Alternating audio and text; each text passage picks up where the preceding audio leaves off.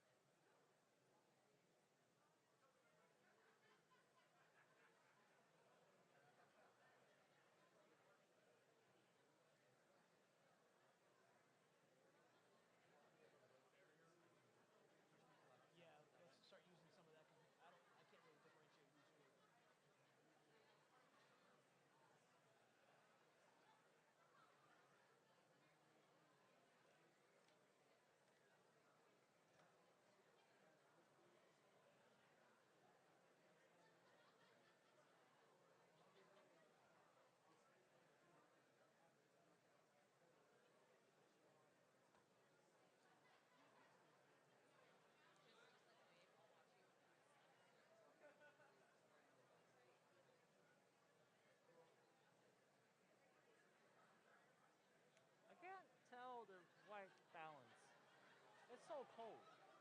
It's what? It's so cold. Well, that's all right. Feels I'd rather cold. Be cold than. Warm. Yeah, you're right, but I don't know if I'm right. That's my preference. I mean, I agree with you. I mean, I just can't.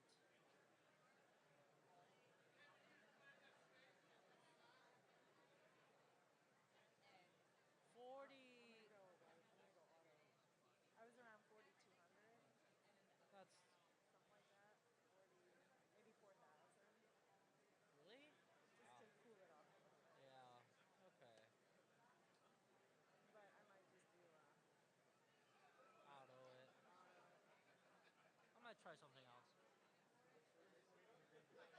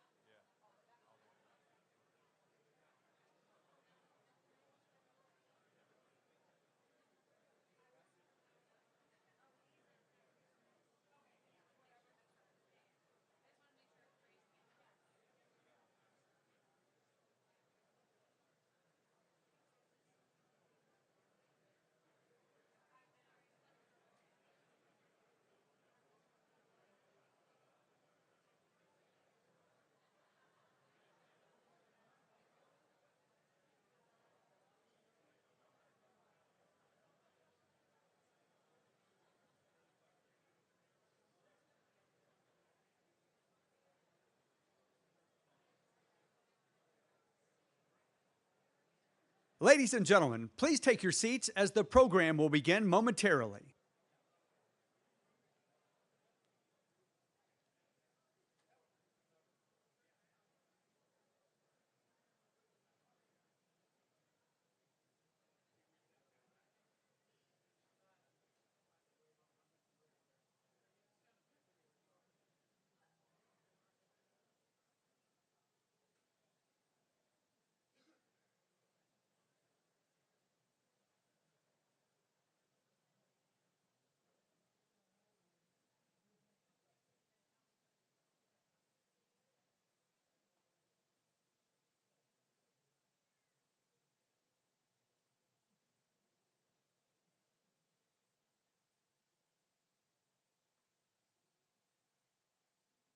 Please welcome the United States Secretary of the Interior, Deb Haaland.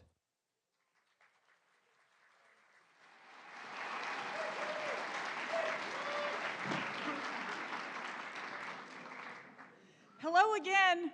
So happy to be with you all once more, and I hope you're enjoying your morning. Already, we've heard some incredible discussions between tribal leaders and my colleagues from across the Biden-Harris administration.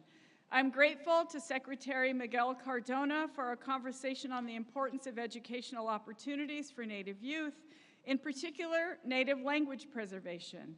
Our children deserve to inherit the knowledge our ancestors sought to pass down, and I'm proud to build on our work together. We had the privilege to hear from Surgeon General Vivek Murthy on our prioritization of mental health services across Indian country. Addressing intergenerational trauma will require dedicated attention and funding, and I am grateful for his partnership on this front. And we've explored next steps for economic development across Indian country, which demands fair and equitable access to capital. Tribes deserve to grow their economies meaningfully, and I appreciate the commitment of Chief Lynn Malerba and Administrator Guzman to this critical work. Yes, you can applaud.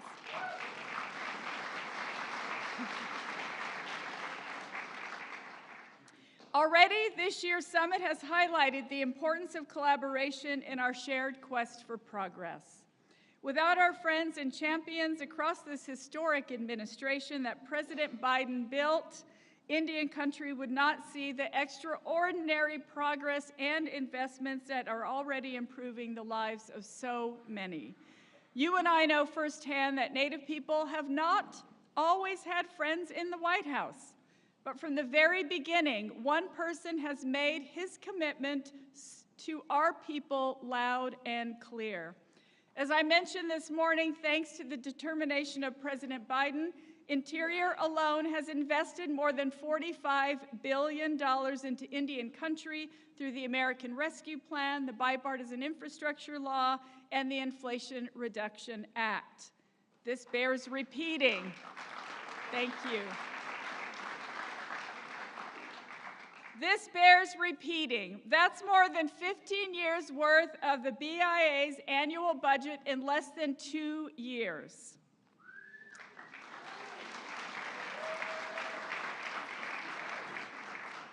I am so proud to lead this work here at Interior. This agency, once charged with assimilating our people through family separation, is now leading the work to heal those broken promises and to strengthen Indian country. From day one, thank you. From day one, President Biden has followed through on his promise to advance the priorities that matter to all of us. I am so deeply grateful for his unwavering and personal commitment to our communities. It's such an honor to welcome someone who leads with integrity and a genuine dedication to our people and to our country. Everyone, please give a warm welcome to President of the United States, Joe Biden.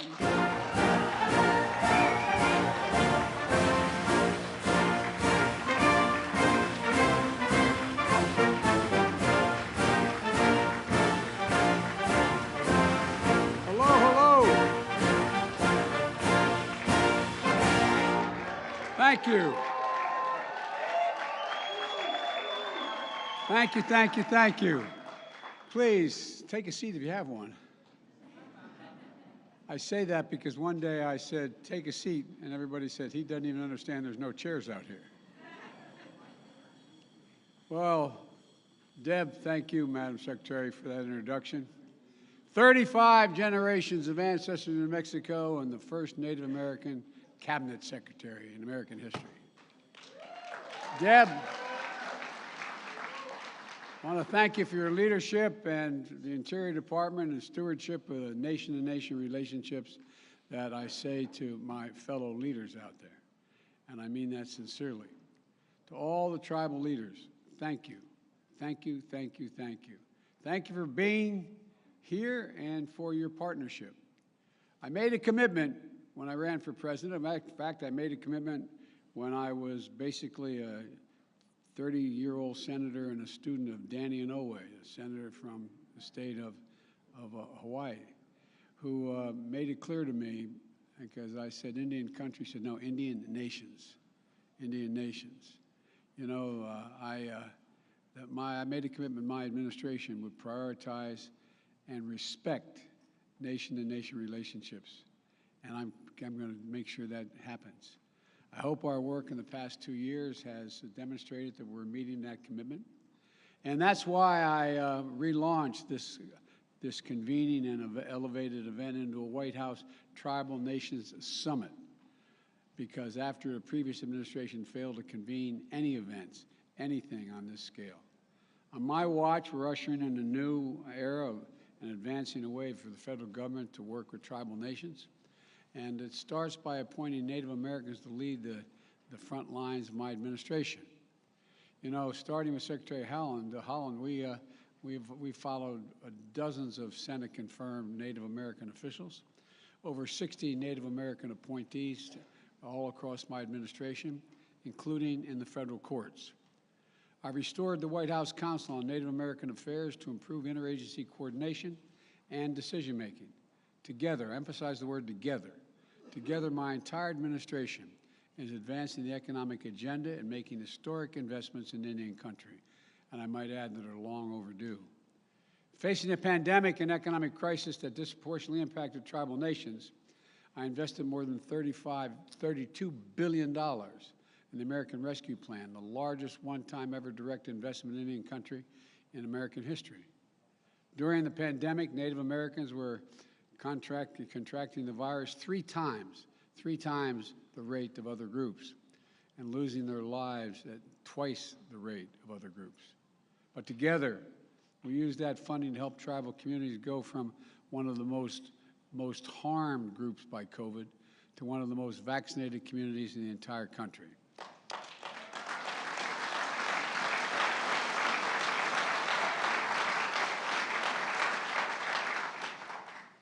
And to all my fellow leaders, you use that funding to address other critical needs as well, such as housing, food assistance, support for tribal economies, and for schools and language. In fact, last year, Jill, my wife, traveled with Deb to the Cherokee Immersion School in Oklahoma. The Cherokee Nation used part of this funding to start building a second school and revitalize the use of the Cherokee language. By the way, she spent a lot of time on other reservations, other nations as well. I'm worried she's not going to come home one of these days when she goes.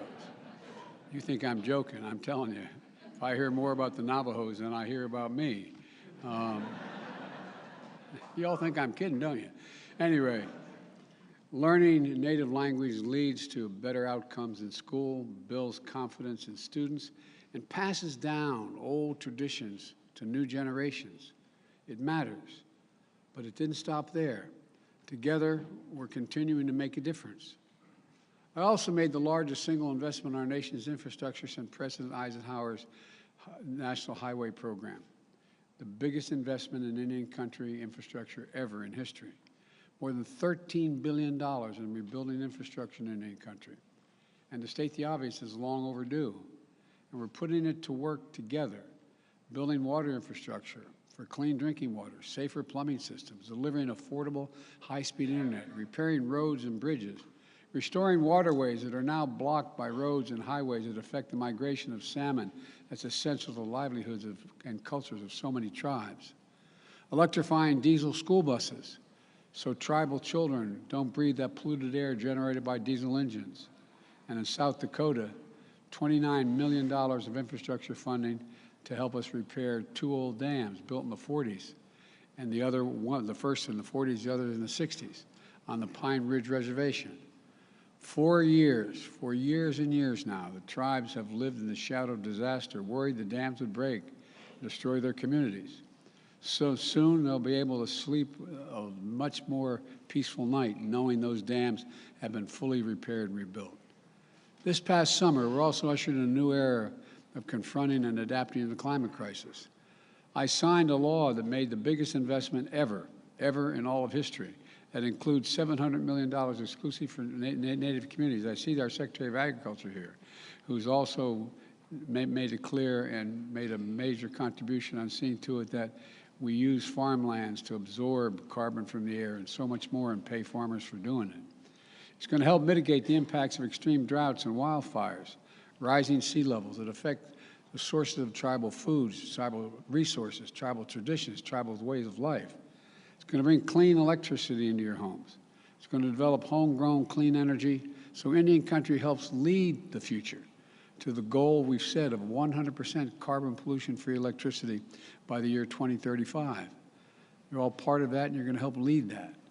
To ensure these investments reach native lands, my administration is going to work with the tribes to help them transition to clean energy development and do it quickly. That includes the federal government as the largest single energy consumer in the world, buying more carbon-free electricity from tribal energy producers. We're also going to launch a new electric vehicle initiative for tribal nations to ensure that our nationwide electric vehicle network includes Native communities.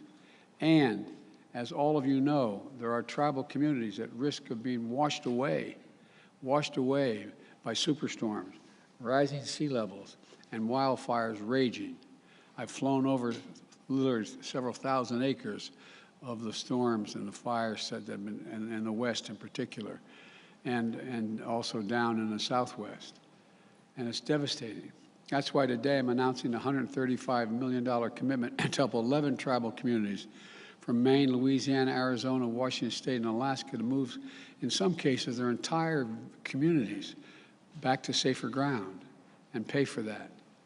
I've also requested $9.1 billion, that's with a B, billion dollars, for the Indian Health Services. I've asked Congress for the first time ever to make that funding mandatory, a mandatory part of the federal budget.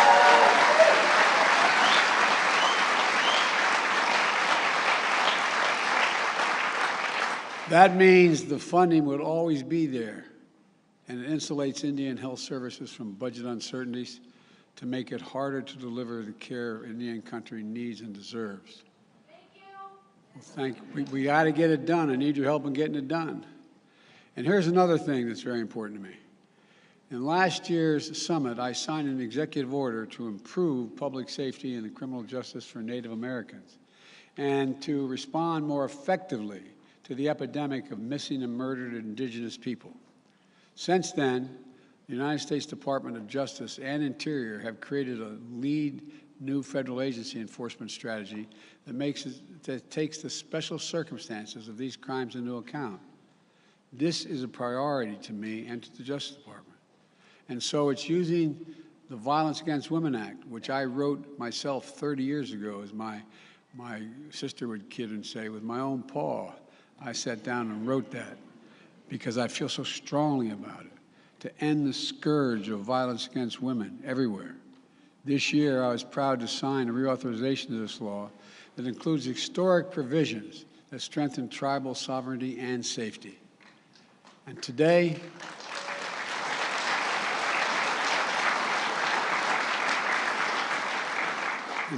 I'm announcing even more critical actions that are the result of a meaningful and deliberate consultation process with you all. My administration listened. We heard you. And we're implementing many of the changes you asked for. Today, I signed a new presidential memorandum that improves consultation between the federal government and tribal nations based on key principles. Consultation has to be a two-way, nation-to-nation exchange of information.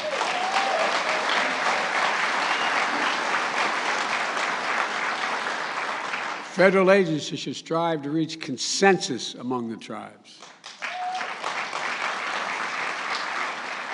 And there should be adequate time for ample communication. Federal agencies should prepare a public record for what's transpired during those consultations, and tribal nations should know how their contributions influence the decision-making.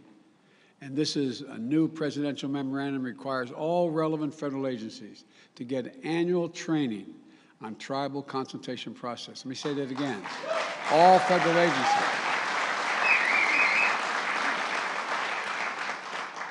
And so, folks, it's a whole changed approach. My administration also continues using all the available authorities, including the Antiquities Act, to protect sacred tribal lands. Deb was with me.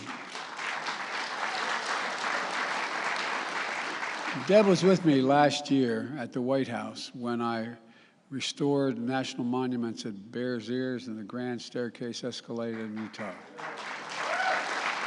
the National Canyons and Seamonts in New England. And last month, I traveled to Colorado to declare Camp Hale National Continental Divide, the first new national monument in my presidency using the Antiquities Act. Millions of acres. Look, and there's so much more. There's so much more that we're going to do to protect the treasured tribal lands. When it comes to Spirit Mountain and the surrounding ridges and canyons in southern Nevada, I'm committed to protecting this sacred place that is central to the creation story of so many tribes that are here today. All right.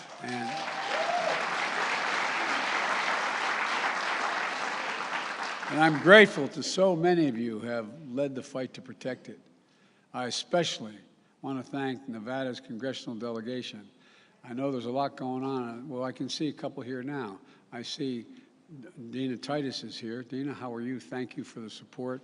Is Catherine here? Cortez Mastow? She and Senator Rosen. They both are. There's a little action going on in the United States Senate to try to prevent a rail strike. Is Representative Lee in Horsford here?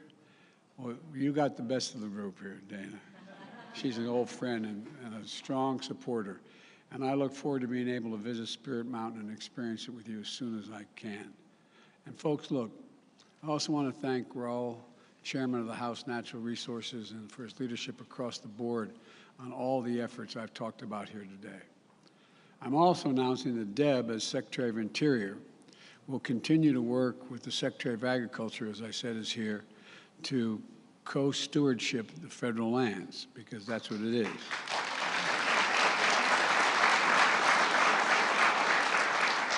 We've already signed over 20 new agreements with tribes this year, giving them a greater role in the stewardship of federal lands that are important to their cultures. And it's not stopping there. We have 60 additional co-stewardship agreements currently under review, and I'm announcing today that the Secretary of Commerce is going to formally join these efforts as well. So let me close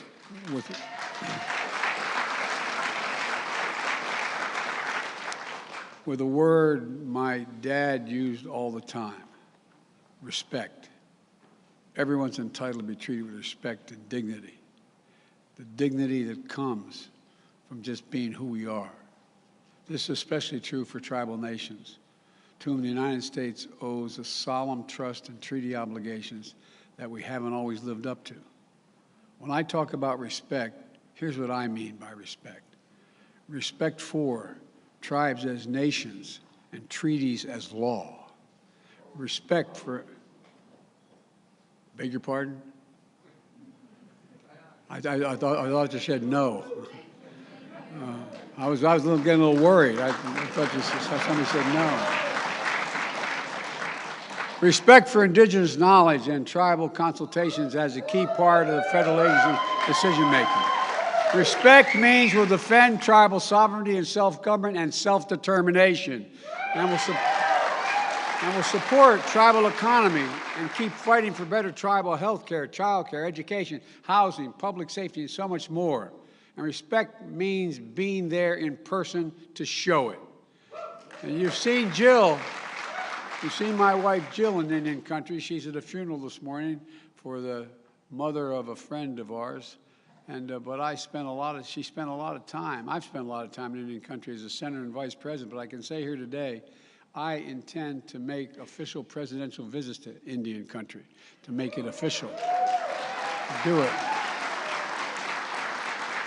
And I will do so in the enduring spirit of our nation-to-nation relationship, the spirit of friendship, stewardship, and respect. It's taken too long for us to recognize this. It's the only way to move forward. But my administration is doing all it can to demonstrate our commitment to those timeless ideals. So thank you. Thank you for being here. Thank you for your leadership. Thank you for your partnership. And I'm sure I'll make mistakes, but you know me. Don't hesitate to correct me when I make it. And I know you won't hesitate. But I really mean it. I really mean it. Well, I tell you what, no one's ever done as much as president as this administration is doing, period. I am committed. And as my grandfather Finnegan would say, that's the Irish of it. Thank you all very much. Oh, I don't know about that. Thanks. Thank you, thank you, thank you. Finally, finally, finally. Let's keep it going, okay? Thank you. Thank you.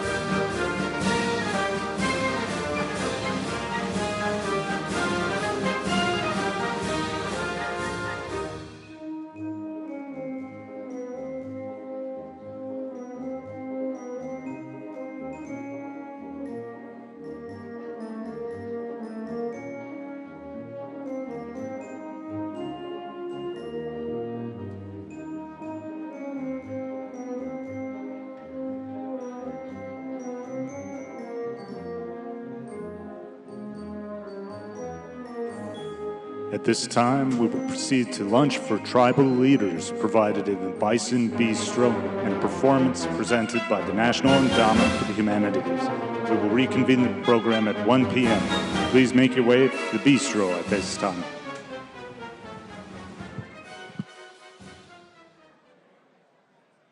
it clear yet? Is it clear yet, or?